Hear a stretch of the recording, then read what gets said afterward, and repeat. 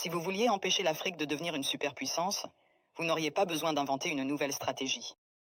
Le plan a déjà été écrit, testé et perfectionné au fil des siècles. Vous commenceriez par vous assurer que l'Afrique ne s'unisse jamais.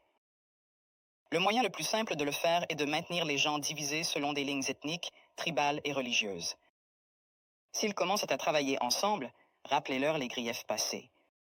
Ravivez les vieilles blessures, financez les mouvements séparatistes, maintenez les différends frontaliers non résolus. Assurez-vous qu'à chaque fois qu'ils font un pas en avant, ils en font deux en arrière parce qu'ils sont trop occupés à se battre entre eux. Vous installeriez des dirigeants qui servent des intérêts étrangers, pas leur peuple.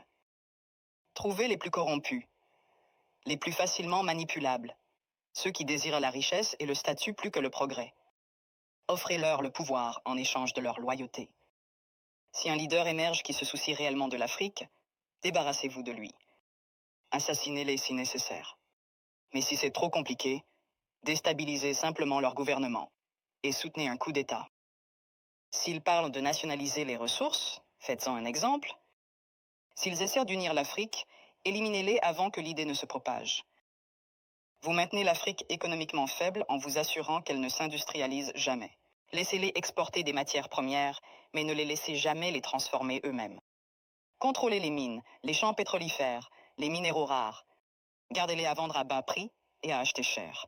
Si un pays essaie de se libérer et de construire ses propres industries, sabotez-le. Imposez des sanctions, déstabilisez sa monnaie.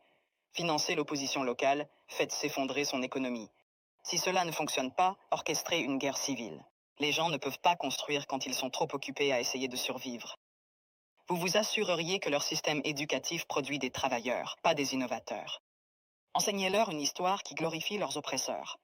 Faites-leur croire que leurs cultures sont primitives, que leurs ancêtres étaient des sauvages, que leur avenir dépend de l'approbation étrangère. Entraînez-les à mémoriser, pas à penser de manière critique.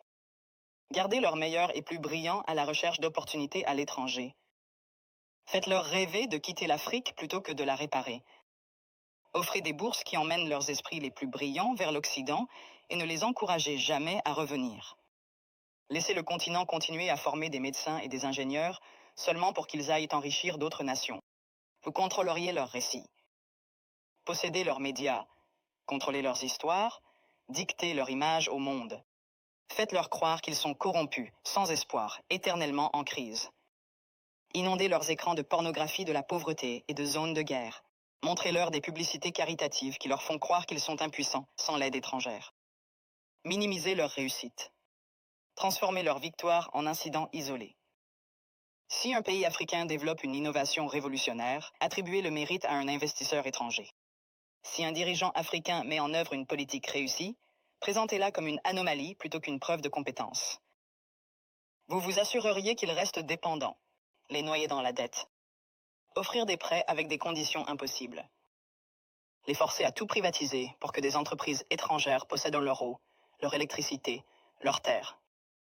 Lorsqu'ils luttent, leur donner juste assez d'aide pour les maintenir en vie, mais jamais assez pour les rendre autonomes.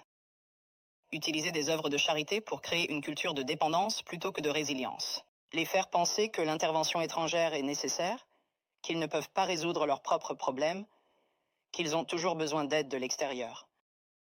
Vous supprimeriez leurs forces militaires. Maintenir leurs armées faibles, leurs industries de défense inexistantes. Leur vendre des armes pour qu'ils se battent entre eux, mais ne jamais les laisser développer une technologie militaire de pointe. Si un pays essaie de construire un système de défense solide, l'accuser d'être une menace pour la stabilité. S'assurer qu'ils aient toujours besoin de casques bleus étrangers, de bases militaires étrangères, de conseillers étrangers contrôlant leur sécurité.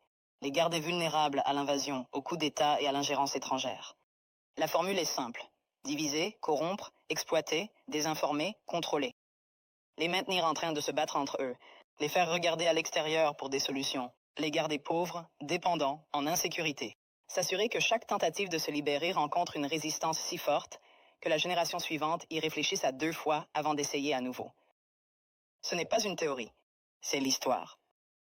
La vraie question n'est pas comment empêcher l'Afrique de devenir une superpuissance. C'est comment l'Afrique peut briser le cycle, malgré tous les efforts pour la maintenir à terre.